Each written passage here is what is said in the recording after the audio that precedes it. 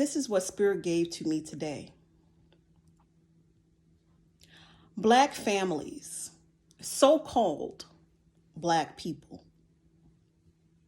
It is 2023. No more sweeping things under the rug. As we work on elevating ourselves spiritually, we have to begin to choose what is best for our spiritual growth and well-being. Don't feel obligated to put yourself in spaces that you know are counterproductive and that are not conducive to your vibrating and your highest light vibration. Don't feel obligated to put yourself in spaces and places with people because they are your blood.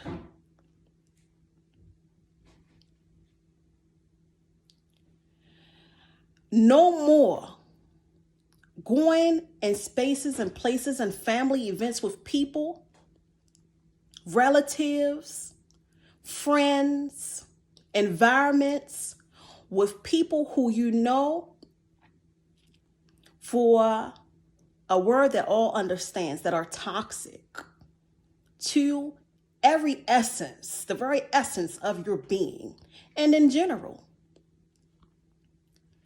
No more going to family events, sitting with cousin Jerry, or anybody else for that matter, that you know and everybody in your family knows, but chooses to sweep under the rug and ignore. Just say, leave it in the past. Let's just forget about it. But you and your spiritually ascended self feel the energy, but you sit there anyway, knowing that cousin Jerry is a molester, knowing that cousin or uncle or aunt or whoever is abuser, woman beater. Even sometimes, and I know this from personal experience, because we have been trained and told constantly in melanated families to just let it go. It's in the past, let it go. Sometimes we force ourselves to sit in the room with those who have sexually violated us, who have beat us, who have abused us, who has caused a form of trauma that we are actively evolving from, working on ourselves to heal from.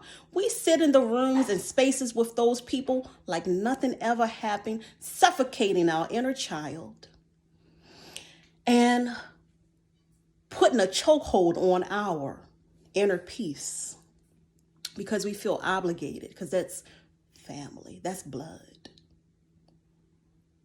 No more. You can't, it's hard for you to heal yourself when you are surrounding yourself and putting yourself in the same predicament and situations that cause you to need the healing in the first place. We have to understand that there is a difference between forgetting, forcing yourself to forget and pretending like everything is okay, and actually healing a thing.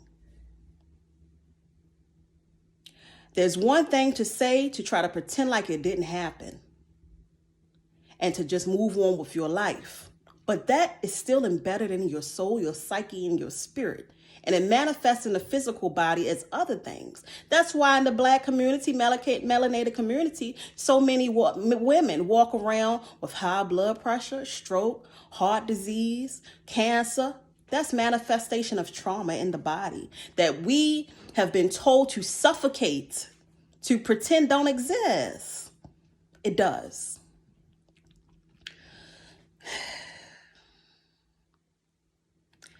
No more. There was a time that comes from somewhere. That comes from a time where we had to brush it under the rug, where we had to pretend that we didn't see our children, our ancestors, as we and we are our ancestors, where we had to pretend that we didn't see our children being sold off through enslavement. Some of our ancestors who were enslaved. There was a time where we had to pretend that we didn't see the sodomy, the abuse, the mutilation, all the things that happened to our ancestors, our friends, our brothers and aunts, and everybody that was on those plantations. There was a time we had to just push it out of our minds, to the back of our minds, from the furthest reality in our existence so that we could survive. But we don't have to be in survival mode anymore. Our job is to evolve consciousness on behalf of past, current, and future generations. Our job as spiritual people is to do the work to heal our mothers, fathers, through our bloodline. We can't heal, we can't evolve if we're still carrying on the same behavior patterns, if we're still functioning in survival mode. You don't have to do it anymore. You have a choice. Never mind those family members who do, let them do it. Never mind those family members who's saying, just forget about it. That's old. Let it go. No, heal it. Address it, confront it, so that you can rewrite the genetic DNA through epigenetics, so that you can rewrite that experience that has been reborn and reborn and reborn and repeated again and again through generation to generation, through the bloodline. It's the same experience that's being rebirthed again through the blood, because the memory is in the DNA. The DNA is memory, it's consciousness. So when you keep saying it's okay, let's do like we did before, what you're doing is maintaining and keeping hold of that same trauma that your ancestors are endured. And they're saying, stop it. Your higher self is saying, stop it. In order to grow spiritually, in order to progress, stop it. You don't have to. Confront it, heal it, address it. Do what's best for you. Choose you. We have different Egbe in Yoruba traditional spirituality. We have our blood relatives as an Egbe. We have our spiritual family as an Egbe. We have our Egbe Orun, our celestial Egbe. To say your world doesn't end and begin with blood relatives. Your purpose, your mission, your being surpasses that. It's more than that. You have a personal mission and purpose and reason for being. And it shouldn't end and begin with, that's my blood. You're more than that. Yes, we are born to our family. We love, we honor the bloodline. But don't allow that's blood to be your cage, to be your failure, to be where you get stuck. If we spend more than half of our life in early ages with our family, with that blood, so that we can gain the wisdom and experience that we need to have, why do you have to spend your whole life tied solely to being in the presence of the same people at the same time, doing the same things, doing it all the ways, doing it all the time, having the same experiences again and again? How can your consciousness evolve doing that? If you're going to go amongst your blood relatives, do the healing, do the inner child work, heal the shadow work, do all the healing, but you don't have to sweep it under the rug. Don't give the person the experience, the memory, that power by saying it's okay when it's not okay. Slay the dragon. Well, I'm not going to smile and pretend like cousin, I don't know, I'm just making up name, cousin Johnny ain't no molester. I'm not sitting over there with cousin Johnny. Y'all know what he do. No, I know what you did to me. I give it all back to you. And I call back my power. Don't smile in my face. What you did is wrong. You need to heal yourself. I don't carry anger anymore. I'm healed. I'm okay. But nor in my being okay and my being healed, does that mean I have to accept you? I don't mean I have to accept you. That don't mean I have to pretend and be fake and phony. I know what you are. And I choose in my healed self who knows better to do better. That's what that means. So I don't know why that just came to me today. I was out driving earlier.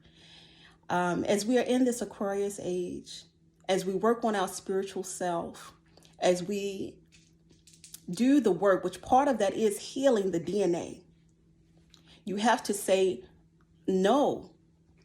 You have to say it's not okay. Who's going to be the one to say no? Who is going to stop sitting at the family table, family dinner, smiling, holding on to, and know inside you still have some unexplained things, some stuff you never worked through, you don't know how to feel, you don't know how to be, but you have that distant memory that you have conveniently made distant of the trauma that you experienced with the person. Don't force a thing. If you have grown out of it, evolved out of it, allow it to be. Understand. Our primary necessity in life is our connection to our higher self, things that we need to live, food, water, shelter, clothes. Don't feel so obligated that you need people or you need a person that it becomes your doom, that it becomes your hell or perpetual suffering, that it becomes your stagnation.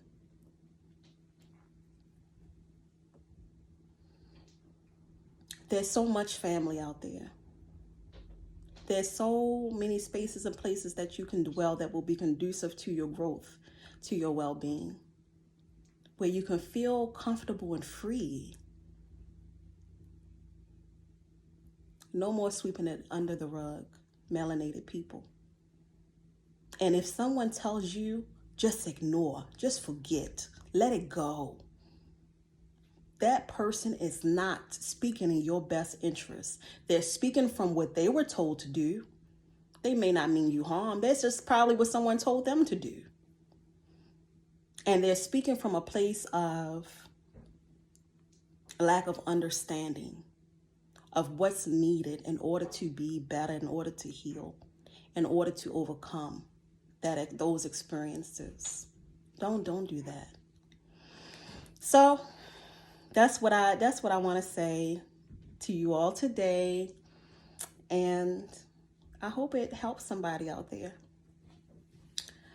Coming to you as one of your mothers, and mothering energy and in love, peace and blessings, and my love to all. Bye-bye.